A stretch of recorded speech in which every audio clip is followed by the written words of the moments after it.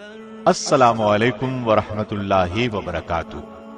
صحابہ کرام کی جماعت میں مہاجرین اور انصار افضل ہیں، پھر انصار پر مہاجرین کو فضیلت حاصل ہے اور مہاجرین پر عشرہ مبشرہ کو فضیلت حاصل ہے۔ نبی اکرم صلی اللہ علیہ وسلم کا ارشاد ہے، ابو بکر جنت میں ہیں، عمر جنت میں ہیں، عثمان جنت میں ہیں، علی جنت میں ہیں، طلحہ جنت میں ہیں، زبیر جنت میں ہیں، عبد الرحمن بن عوف جنت میں ہیں، سعد بن ابی وقاص جنت میں ہیں، ابو عبیدہ بن جراح جنت میں ہیں، سعید بن زید جنت میں ہیں۔ اس حدیث کو ترمذی اور ابن ماجہ نے سیدنا عبد الرحمن بن عوف اور سیدنا سعید بن زید کے واسطے سے روایت کیا ہے۔ سیدنا عبد الرحمن بن عوف رضی اللہ عنہ کا حال سنیے۔ سیدنا عبد الرحمن بن عوف 589 عیسوی میں مکے میں پیدا ہوئے۔ آپ نبی صلی اللہ علیہ وسلم کے اس دنیا میں تشریف لانے کے 10 سال بعد پیدا ہوئے۔ گھر والوں نے نام عبد امر رکھا۔ یہ بھی کہا جاتا ہے کہ عبد الکعبہ نام رکھا گیا تھا۔ جب آپ نے اسلام قبول کیا تو نبی صلی اللہ علیہ وسلم نے نام بدل دیا اور عبد الرحمن رکھا۔ آپ کی کنیت ابو محمد تھی۔ آپ کا تعلق قریش کے قبیلے بنو زہرہ سے تھا۔ رسول اللہ صلی اللہ علیہ وسلم کی والدہ بھی اسی خاندان سے تھی۔ والد کا نام عوف تھا۔ چھٹی پشت میں آپ کا سلسلہ نسب رسول اللہ صلی اللہ علیہ وسلم سے مل جاتا ہے۔ آپ کے والد عوف بن عبد عوف نے اسلام کا زمانہ نہیں پایا۔ وہ اعلان نبوت سے پہلے ہی فوت ہو گئے تھے۔ والدہ کا نام شفا تھا۔ جب نبی صلی اللہ علیہ وسلم نے نبوت کا اعلان کیا تو یہ اس وقت حیات تھی۔ ان کے کانوں میں جو ہی اسلام کی دعوت پہنچی انہوں نے کلمہ پڑھ لیا۔ یہ بھی شروع کے اسلام لانے والوں میں شامل ہیں۔ کہا جاتا ہے شروع کے 3 سالوں میں سیدہ شفا نے اسلام قبول کیا تھا۔ اس زمانے میں سیدنا عبد الرحمن بن عوف اسلام لائے۔ والدہ کو نبی صلی اللہ علیہ وسلم سے بیعت کی عزت بھی حاصل ہوئی۔ اس طرح نبی صلی اللہ علیہ وسلم کی صحابیات میں شامل ہوئی۔ سیدنا عبد الرحمن بن عوف کے بچپن کے حالات نمایاں نہیں ہیں۔ اتنا ذکر ملتا ہے عزت والے خوشحال گھرانے میں پرورش پائی۔ ماں باپ نے تعلیم و تربیت کی طرف خاص توجہ دی۔ اس طرح یہ نیک، عقل مند اور بہادر نوجوان بنے۔ عرب کے لوگ جن برائیوں میں مبتلا تھے یہ ان سے دور رہے، شراب سے بھی محفوظ رہے۔ ان کے والد عوف مکے کے کامیاب تاجر تھے۔ انہوں نے اپنے بیٹے کو بھی تجارت کے گر سکھائے۔ پھر وہ والد کے ساتھ تجارتی سفر پر جانے لگے۔ جس زمانے میں نبی صلی اللہ علیہ وسلم نے اپنی نبوت کا اعلان کیا اس سے کئی سال پہلے عوف اپنے بیٹے عبد الرحمن کو تجارت کے لیے یمن لے گئے۔ اس سفر میں ان کے ساتھ عثمان اور ان کے والد عفان بھی تھے۔ راستے میں ایک قبیلے کے کچھ لوگوں نے ان پر حملہ کر دیا۔ اس حملے میں ان کے والد مارے گئے۔ عبد الرحمن بن عوف نے بڑی بہادری سے ان کا مقابلہ کیا اور باپ کے قاتل کو اسی وقت ہلاک کر دیا۔ باقی حملہ آور بھاگ نکلے۔ اس طرح عبد الرحمن، عثمان غنی اور ان کے والد کو اللہ نے بچا لیا۔ سیدنا عبد الرحمن بن عوف کی عمر 30 برس کے قریب تھی کہ رسول اللہ صلی اللہ علیہ وسلم نے نبوت کا اعلان فرمایا۔ آپ کی دعوت ابو بکر صدیق کے ذریعے عبد الرحمن بن عوف تک پہنچی تو آپ اسلام لے آئے۔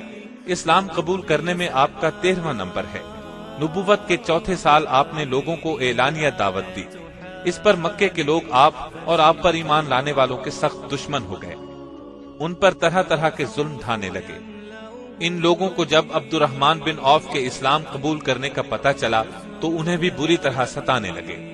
وہ حوصلے اور صبر کے ساتھ ظلم برداشت کرتے رہے، یہاں تک کہ آپ نے نبوت کے 5ویں سال مظلوم مسلمانوں کو حبشہ کی طرف ہجرت کرنے کی ہدایت فرمائی۔ اس پر مکے سے 16-17 مسلمان ہجرت کر کے حبشہ چلے گئے۔ ان میں سیدنا عبد الرحمن بن عوف بھی تھے۔ یہ اللہ کے راستے میں سب سے پہلی ہجرت تھی۔ پھر جب یہ خبر اڑی کہ مکے کے تمام کافر مسلمان ہو گئے ہیں تو یہ لوگ واپس مکہ کی طرف روانہ ہوئے۔ ان میں عبد الرحمن بن عوف بھی تھے۔ یہ حضرات مکے کے قریب پہنچے تو انہیں پتا چلا خبر غلط تھی۔ اب انہوں نے واپس جانا مناسب نہ سمجھا۔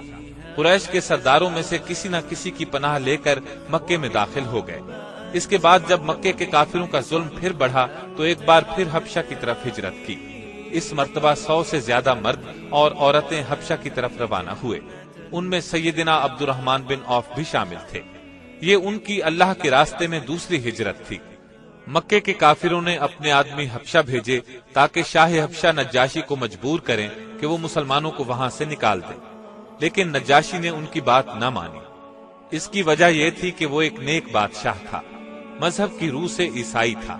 جب اس نے مسلمانوں سے نبی صلی اللہ علیہ وسلم کے بارے میں سوالات کیے تو جواب میں وہ کافی متاثر ہوا۔ اس کے بعد جب نبی صلی اللہ علیہ وسلم نے حبشہ میں موجود مسلمانوں کو ہدایت فرمائی کہ وہ اب مدینے پہنچ جائیں تو تب عبد الرحمن بن عوف نے دوسرے مسلمانوں کے ساتھ مدینے کی طرف ہجرت کی۔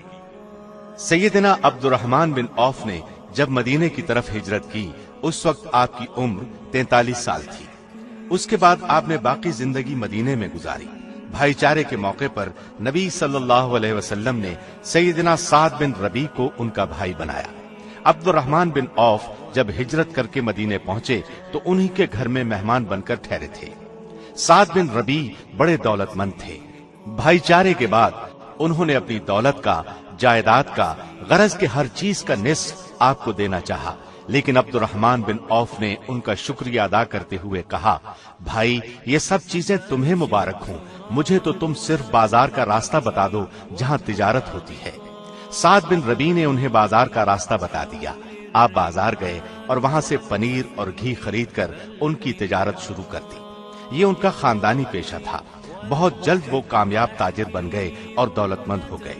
آپ نے اپنی زندگی اور دولت اسلام کے لیے وقف کر دی۔ جہاد میں بھی ہر طرح حصہ لیا۔ بدر کی لڑائی میں آپ شریک تھے۔ بدر میں شریک ہونے والے صحابہ کا بہت بڑا درجہ ہے۔ اللہ نے ان کے سب گناہ معاف کر دیے اور انہیں جنت کی خوشخبری سنائی۔ احد کی لڑائی میں جو صحابہ رسول کریم صلی اللہ علیہ وسلم کے ارد گرد جم کر کھڑے رہے ان میں سیدنا عبد الرحمن بن عوف بھی تھے۔ آپ جان ہتھیلی پر رکھ کر لڑتے رہے، زخم پر زخم کھایا لیکن اپنی جگہ سے نہ ہٹے۔ لڑائی کے بعد ان کے جسم پر 21 زخم گنے گئے۔ ان میں پاؤں کا زخم اس قدر شدید تھا کہ ساری عمر لنگڑا کر چلتے رہے۔ ہجرت کے 5ویں سال خندق کی لڑائی پیش آئی۔ اس کو غزوہ احزاب بھی کہا جاتا ہے۔ اس لڑائی کی خاص بات یہ ہے کہ عرب کے تمام کافروں نے مل کر مدینے پر چڑھائی کی تھی۔ آپ نے مدینے میں ٹھہر کر اس کا مقابلہ کرنے کا فیصلہ کیا اور سیدنا سلمان فارسی کے مشورے پر شہر کے گرد خندق کھودی گئی۔ اس کام میں نبی صلی اللہ علیہ وسلم اور دوسرے صحابہ کے ساتھ سیدنا عبد الرحمن بن عوف نے بھی حصہ لیا۔ شام کی طرف جانے والے تجارتی قافلے دومت الجندل سے گزرتے تھے۔ اس علاقے میں بنو کلب کے لوگ آباد تھے۔ یہ لوگ عیسائی تھے اور قافلوں کے لیے بڑا خطرہ تھے۔ شعبان 6 ہجری میں رسول اللہ صلی اللہ علیہ وسلم نے عبد الرحمن بن عوف کو سالار بنا کر 700 صحابہ کا لشکر دے کر ان کی طرف روانہ کیا۔ اپنے ہاتھ سے ان کے سر پر پگڑی باندھی۔ وہاں پہنچ کر آپ نے بنو کلب کو اسلام کی دعوت دی۔ 3 دن تک وہ انہیں تبلیغ کرتے رہے۔ آخر تیسرے دن قبیلے کے لوگ مسلمان ہو گئے۔ فتح مکہ کے موقع پر بھی آپ ساتھ تھے۔ قبیلہ بنو حوازن اور بنو سعد نے مکے پر حملے کی تیاری کی تو نبی صلی اللہ علیہ وسلم 12,000 کا لشکر لے کر آگے بڑھے۔ حنین کے مقام پر یہ قبیلے جمع ہو رہے تھے۔ آپ بھی وہاں پہنچ گئے۔ اسلامی لشکر میں عبد الرحمن بن عوف بھی شامل تھے۔ انہوں نے لڑائی کے میدان میں بہت جواں مردی دکھائی، ڈٹ کر لڑے۔ اللہ تعالیٰ نے کافروں کو شکست دی۔ ان کے 6,000 آدمی گرفتار ہوئے، باقی بھاگ نکلے۔ غزوہ تبوک کے موقع پر جب تمام صحابہ نے دل کھول کر چندہ دیا، سیدنا عبد الرحمن بن عوف نے ایک بڑی رقم نبی صلی اللہ علیہ وسلم کی خدمت میں پیش کی۔ اس سفر میں ایک خاص واقعہ یہ پیش آیا کہ لشکر نے ایک جگہ پڑاؤ ڈالا۔ صبح کے وقت فجر کی نماز سے پہلے نبی صلی اللہ علیہ وسلم قضاء حاجت کے لیے تشریف لے گئے۔ آپ کو واپس آنے میں کچھ دیر ہو گئی تو لوگوں نے عبد الرحمن بن عوف کو امامت کے لیے کھڑا کر دیا۔ انہوں نے نماز شروع کر دی۔ جب نبی صلی اللہ علیہ وسلم وضو کر کے تشریف لائے تو مغیرہ بن شعبہ آپ کے ساتھ تھے۔ انہوں نے ارادہ کیا کہ عبد الرحمن بن عوف کو پیچھے ہٹا دیں، لیکن آپ نے فرمایا رہنے دو۔ پھر نبی صلی اللہ علیہ وسلم نے عبد الرحمن بن عوف کے پیچھے ایک رکعت ادا کی۔ ان کے سلام پھیرنے پر آپ نے بقیہ نماز پوری کی۔ تبوک سے واپسی پر آپ نے حج کے لیے 300 صحابہ کا قافلہ مکے کی طرف روانہ کیا۔ اس میں عبد الرحمن بن عوف بھی تھے۔ ہجرت کے 10ویں سال نبی صلی اللہ علیہ وسلم حج کے لیے تشریف لے گئے۔ 1 لاکھ سے زائد صحابہ ساتھ تھے، ان میں سیدنا عبد الرحمن بن عوف بھی تھے۔ ہجرت کے 11ویں سال نبی صلی اللہ علیہ وسلم بیمار ہو گئے اور ربیع الاول کے مہینے میں اس دنیا سے رحلت کر گئے۔ انا للہ و انا الیہ راجعون۔ دوسرے مسلمانوں کی طرح سیدنا عبد الرحمن بن عوف کو بھی شدید صدمہ پہنچا، غم سے نڈھال ہو گئے۔ ابو بکر صدیق کی خلافت میں آپ سے حکومتی معاملات میں مشورے لیے جاتے رہے۔ اسی طرح سیدنا عمر کے دور میں بھی آپ مشیر رہے۔ آپ کے مشوروں کو قدر کی نگاہ سے دیکھا گیا۔ امیر حج بنائے گئے۔ ایک مرتبہ شام کے وقت مدینے کے باہر ایک قافلہ آ کر رکا۔ امیر المومنین عمر فاروق کو پتا چلا تو سید عبد الرحمن بن عوف سے فرمایا، قافلے والے تھکے ماندے ہوں گے، بے خبر سو جائیں گے، ایسے میں کوئی نقصان نہ ہو جائے، آؤ تم اور میں رات کو قافلے کی پہرہ داری کریں۔ چنانچہ دونوں رات بھر پہرہ دیتے رہے۔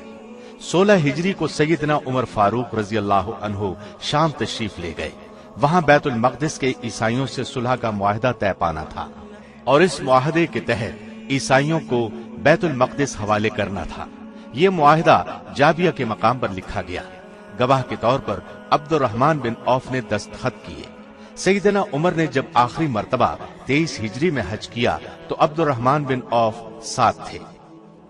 ابو لولو یہودی نے جب سیدنا عمر فاروق پر خنجر سے 6 وار کیے تو آپ نے عبد الرحمن بن عوف کا ہاتھ پکڑ کر اپنی جگہ امامت کے لیے کھڑا کر دیا، خود زمین پر گر پڑے۔ عبد الرحمن بن عوف نے نماز مکمل کی۔ اس وقت تک ابو لولو نے 9 صحابہ پر وار کیے تھے، ان میں سے 7 شہید ہو گئے۔ عمر رضی اللہ عنہ کے زخم بہت شدید تھے، لوگ اٹھا کر گھر لائے۔ اس حالت میں آپ نے خلافت کے لیے 6 صحابہ کے نام تجویز کیے اور فرمایا، میں ان سے بڑھ کر کسی کو خلافت کا حقدار نہیں سمجھتا۔ وہ 6 نام یہ تھے: سیدنا عثمان، سیدنا علی، طلحہ، زبیر، عبد الرحمن بن عوف، سعد بن ابی وقاص رضی اللہ عنہ۔ یکم محرم 24 ہجری کو عمر رضی اللہ عنہ نے وفات پائی۔ قبر میں اتارنے والوں میں عبد الرحمن بن عوف بھی تھے۔ آپ کے بعد سیدنا عثمان رضی اللہ عنہ خلیفہ بنے۔ آپ بھی عبد الرحمن بن عوف کی بہت عزت کرتے تھے۔ آپ نے انہیں امیر الحج بھی بنا کر بھیجا۔ 29 ہجری میں حج کے لیے گئے تو عبد الرحمن بن عوف کو ساتھ لے گئے۔ سیدنا عثمان کی خلافت کے 6 سال امن و سکون سے گزرے، لیکن پھر ان کے خلاف سازشیں شروع ہو گئیں۔ عبد الرحمن بن عوف کبھی بھی کسی سازش کے قریب تک نہ گئے، اپنا وقت نہایت خاموشی سے گزارتے رہے، یہاں تک کہ دنیا سے رخصتی کا وقت آ پہنچا۔ عبد الرحمن بن عوف نے خلافت عثمانی میں خلافت کے 8ویں سال 31 ہجری میں وفات پائی۔ وہ ماہ سفر کی پہلی تاریخ تھی، منگل کا دن تھا۔ اس وقت ان کی عمر 72 سال تھی۔ ان کی وفات کی خبر سن کر مسلمانوں کو شدید صدمہ پہنچا۔ سیدنا علی نے ان کے جنازے پر کھڑے ہو کر دکھ بھرے لہجے میں فرمایا، عبد الرحمن بن عوف، تم نے اچھا زمانہ پایا اور فتنوں سے بچ کے چل دیے۔ سعد بن ابی وقاص بھی جنازے میں شریک تھے۔ راستے میں کئی بار ان کے منہ سے نکلا، آہ یہ پہاڑ بھی چل بسا، یعنی یہ بڑی شان والا آدمی بھی رخصت ہوا۔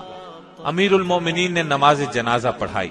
یہ بھی کہا جاتا ہے کہ زبیر بن عوام نے پڑھائی۔ جنت البقیع میں دفن ہوئے۔ آپ بہت خوبصورت تھے، قد لمبا اور رنگ سرخ تھا، آنکھیں بڑی اور پلکیں لمبی اور داڑھی گھنی تھی۔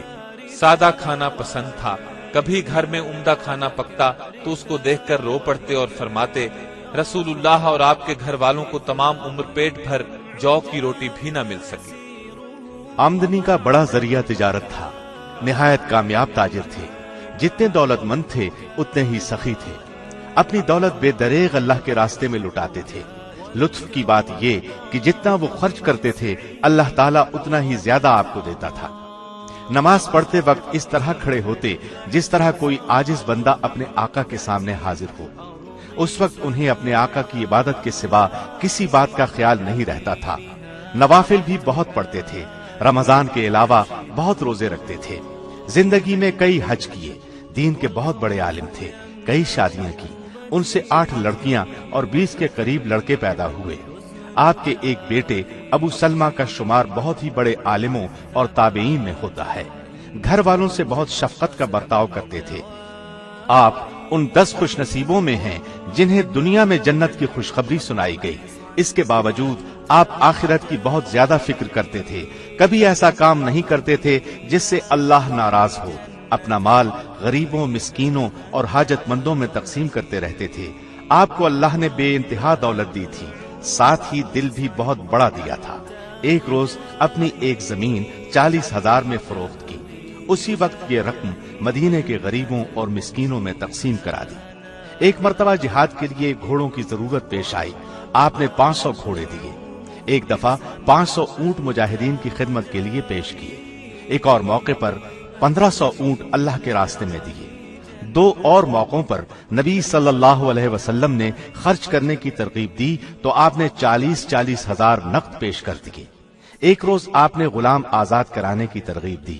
عبد الرحمن بن عوف نے ایک ہی دن 30 غلام آزاد کر دیے، حالانکہ ایک ایک غلام کئی ہزار میں خریدا تھا۔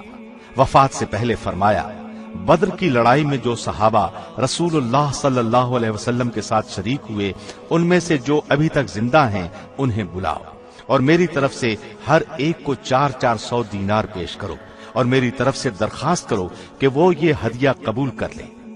اس وقت تقریباً 100 بدری صحابہ زندہ تھے۔ ان سب نے نہایت خوشی سے یہ ہدیہ قبول کیا۔ پھر فرمایا کہ 50,000 دینار اور 1,000 گھوڑے اللہ کی راہ میں تقسیم کر دیے جائیں۔ چنانچہ یہ بھی اسی وقت تقسیم کر دیے گئے۔ آپ بہت بہادر اور نڈر تھے، حد درجے پرہیزگار تھے۔ رسول اللہ صلی اللہ علیہ وسلم سے آپ کو بہت محبت تھی۔ اسی طرح رسول اللہ صلی اللہ علیہ وسلم کو بھی عبد الرحمن بن عوف سے بہت محبت تھی۔ نبی صلی اللہ علیہ وسلم کے بعد عبد الرحمن بن عوف نے امہات المومنین کا ہر طرح خیال رکھا، بڑی بڑی رقمیں انہیں بھیجا کرتے تھے۔ ایک بار خالد بن ولید نے عبد الرحمن بن عوف کو کوئی سخت بات کر دی۔ انہوں نے نبی صلی اللہ علیہ وسلم سے شکایت کی۔ نبی صلی اللہ علیہ وسلم نے خالد بن ولید کو بلایا اور فرمایا، خالد، تم میرے بدری صحابہ میں سے کسی کو تکلیف نہ دو، کیونکہ تم میں سے کوئی احد کے برابر سونا خرچ کر دے تو بھی بدری صحابہ کے مرتبے کے نصف کو بھی نہیں پہنچ سکتا۔ عبد الرحمن بن عوف کو نبی صلی اللہ علیہ وسلم سے بہت محبت تھی۔ ضرورت پڑنے پر اپنی جان، اولاد اور مال قربان کرنے کے لیے تیار رہتے تھے۔ کافروں سے جتنی لڑائیاں ہوئیں وہ قریب سبھی میں آپ کے ساتھ رہے۔ وہ ان چند صحابہ میں سے تھے جن میں سے کوئی نہ کوئی آپ کی خدمت میں حاضر رہتا تھا، تاکہ آپ کو کوئی ضرورت پیش آ جائے تو اس کو پورا کر سکے۔ ایک روز عبد الرحمن بن عوف آپ کی خدمت میں حاضر تھے۔ آپ گھر سے باہر نکلے، عبد الرحمن بن عوف بھی آپ کے پیچھے ہو لیے۔ ایسے میں آپ کچھ فاصلے پر واقع ایک باغ میں داخل ہوئے۔ جب آپ کافی دیر تک باغ سے باہر تشریف نہ لائے تو یہ بھی باغ میں داخل ہو گئے۔ دیکھا کہ آپ سجدے میں پڑے ہیں۔ اسی حالت میں بہت دیر گزر گئی۔ عبد الرحمن بن عوف پریشان ہو گئے۔ دل میں خیال گزرا کہ شاید اللہ نے آپ کو اپنے پاس بلا لیا ہے۔ یہ خیال آتے ہی روتے ہوئے آپ کے نزدیک گئے۔ اسی وقت آپ نے سر مبارک اٹھایا اور دریافت فرمایا، عبد الرحمن بن عوف، کیا بات ہے؟ انہوں نے عرض کیا، اے اللہ کے رسول، میرے ماں باپ آپ پر قربان ہوں۔ آپ اتنی دیر سجدے میں پڑے رہے، میں سمجھا کہ آپ ہمیشہ کے لیے ہم سے جدا ہو گئے ہیں، اس لیے مجھے رونا آ گیا۔ آپ نے یہ سن کر فرمایا، اے عبد الرحمن، جبریل مجھے خوشخبری دے رہے تھے کہ جو آپ پر درود بھیجے گا اللہ تعالیٰ اس پر درود بھیجے گا، جو آپ پر سلام بھیجے گا اللہ تعالیٰ اس پر سلام بھیجے گا۔ یہ سجدہ اس خوشخبری کے شکرانے کا تھا۔ ایک دفعہ عبد الرحمن بن عوف نے اپنی کچھ زمین 40,000 میں بیچی۔ اس کا ایک حصہ انہوں نے اپنے خاندان بنو زہرہ کے غریبوں، مسکینوں اور حاجت مندوں میں تقسیم کر دیا۔ ایک حصہ امت کی ماؤں کی خدمت میں بھیج دیا۔ عائشہ صدیقہ کے پاس ان کا حصہ پہنچا تو آپ نے پوچھا، یہ مال کس نے دیا؟ انہیں بتایا گیا کہ عبد الرحمن بن عوف نے زمین فروخت کی ہے اور مال تقسیم کیا ہے۔ سیدہ عائشہ نے فرمایا، مجھ پر اور تم پر سوائے بھلے لوگوں کے کوئی مہربانی نہیں کرے گا۔ اللہ تعالیٰ ابن عوف کو جنت کی نہر سے سیراب کرے۔ رسول اللہ صلی اللہ علیہ وسلم عبد الرحمن بن عوف کو صادق اور سخی فرمایا کرتے تھے۔ ایک دفعہ آپ نے اپنی ازواج مطہرات سے فرمایا، میرے بعد جو شخص تمہاری خدمت کرے گا وہ صادق اور سخی ہوگا، اور یہ عبد الرحمن بن عوف ہی تھے جنہوں نے امہات المؤمنین کی بہت خدمت کی۔ اللہ تعالیٰ کی ان پر بے شمار رحمتیں ہوں۔